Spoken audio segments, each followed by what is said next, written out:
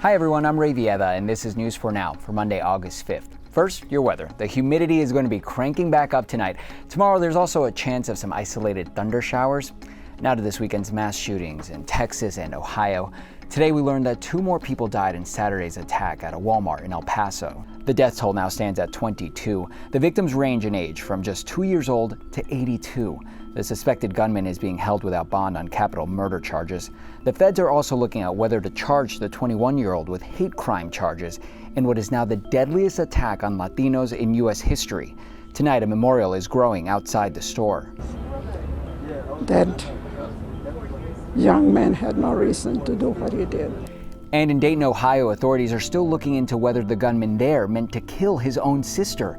She was the youngest of the 9 people whose lives were taken early on Sunday. Now police are still trying to figure out a motive. On Twitter, the gunman posted on everything from anti-fascist ideology to class divides. But to be clear, nothing he said would suggest why he would target people in the busy nightlife district. As for those who made it out alive, they're still trying to make sense of what happened. I look down the sidewalk and just see a row of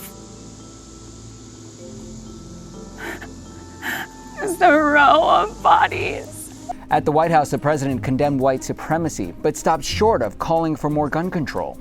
Our nation must condemn racism, bigotry, and white supremacy. The president also blamed social media, video games, and mental illness for this weekend's violence. He tweeted about background checks earlier in the morning, but stopped short in his remarks, saying the gun doesn't pull the trigger. That remark drew sharp response from some of his critics. How absurd is that?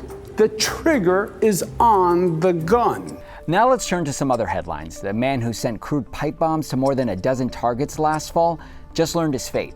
Cesar Sayoc had faced up to life behind bars, but was sentenced to just 20 years this afternoon in federal court. He pleaded guilty to sending mail bombs across the country, including the CNN newsroom in Columbus Circle. Prominent critics of President Trump, including Hillary Clinton, were also targeted. Sayoc apologized in court before the sentencing and will serve out his term at a Florida prison. And finally tonight, R. Kelly is facing new charges in Minnesota. The singer faces 2 counts of prostitution and solicitation of a minor. Prosecutors say it all stems from an incident with a girl he met at a concert back in 2001. Kelly's attorney has already responded, calling the charges beyond absurd. Right now, Kelly is being held without bail here in New York. That's all for News 4 Now. Keep watching for much more on this weekend's mass shootings. I'm Ray Vieva. Thanks for watching.